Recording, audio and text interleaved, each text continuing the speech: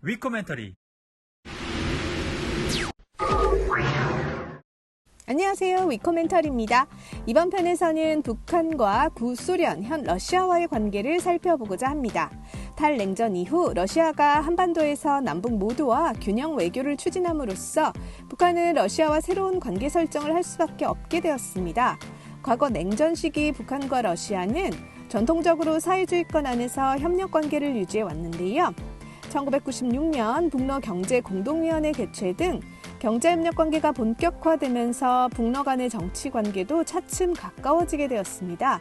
북한과 러시아는 조러 우호솔린 협조조약을 2000년 2월 9일에 정식 서명함으로써 이념에 기초한 정치 군사 동맹 관계에서 벗어나 경제협력 파트너로서 새로운 관계를 맺게 되었던 것입니다. 조러 우호솔린 협조조약 체결에 이어 러시아의 최고 지도자로서 사상 처음으로 2000년 7월 북한을 방문한 푸틴 대통령은 북한과 협력을 강화하는 기본 틀을 마련하였습니다. 김정일 위원장과 푸틴 대통령은 2000년 7월 평양에서 단독 및 확대 정상회담을 갖고 양국 간 협조와 상호 협력, 북한 미사일 문제 등을 내용으로 하는 북러 공동선언을 채택하였습니다. 이어 김정일 위원장은 2000년 7월 푸틴 대통령의 방북에 대한 답방 형식으로 2001년 7월 26일부터 8월 18일까지 러시아를 공식 방문하였습니다. 이를 계기로 한소 수교 이후 다소 거리감이 컸던 북러 관계를 정상화하고 러시아와 외교, 경제 등 협력 체계를 구축할 수 있었습니다. 특히 2001년 양국 정상이 발표한 북러 모스크바 선언에는 양국 간의 협력 관계의 복원, 한반도 종단철도 TKR과 시베리아 횡단철도 TSR 연결 사업, 대미 공동보조, 한반도 정세 등에 관한 합의가 담겨 있습니다. 한편 러시아는 2007년 2월 13일 북한 핵 문제 해결을 위한 9.19 공동성명 이행을 위한 초기 조치 합의와 2007년 10월 3일 9.19 공동성명을 위한 2단계 조치 합의 과정에서 북한의 입장을 어느 정도 수용하는 태도를 보였는데요. 양국은 2008년에 나즈나산 철도 및 나즈낭 재건 착공식을 진행하고 2012년 북한의 대러 채무 탕감 협정을 체결하기도 하였습니다. 이어 김정은 시기에도 북한과 러시아는 정치 경제적 관계를 더욱 강화하고 있습니다.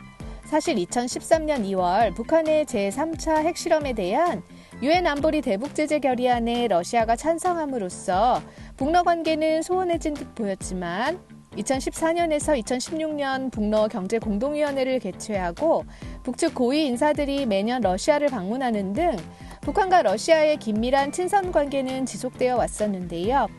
양국은 2015년 3월 북러 친선회의를 선포하고 공동 결의문을 채택하는 한편 2016년 2월 비법 입국 및 비법 체류자들의 인도와 접수에 관한 협정 의정서를 체결하였고 러시아는 대북 식량 지원 등을 유지하고 있습니다.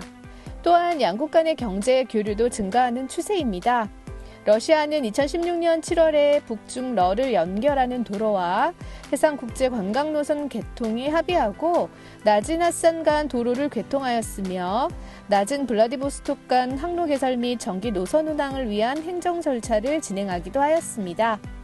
특히 2018년부터 러시아와 고위급 협력 및 교류를 더욱 긴밀히 하고 있는데요. 2018년 5월에 러시아 외교장관이 방북하여 푸틴 대통령의 친서를 통해 김정은 위원장을 초청하였고 2019년 4월 김정은 위원장은 집권 이후 처음으로 러시아를 방문하여 블라디보스톡에서 푸틴 대통령과 정상회담을 진행하기도 했습니다. 이 회담에서 양국 정상은 고위급 인사들의 왕래, 무역, 경제 및 과학기술에 관한 협력, 한반도 정세 평가 및 양국 간 소통 등을 강화하는 방안에 대해서 논의하였고 회담 직후 푸틴 대통령은 북한의 체제 안전보장 필요성을 제기하기도 하였습니다. 그럼 앞으로 북러 관계를 조금 더 관심을 가지고 살펴보기로 하고 우린 다음 편에서 다시 만나요. 위코!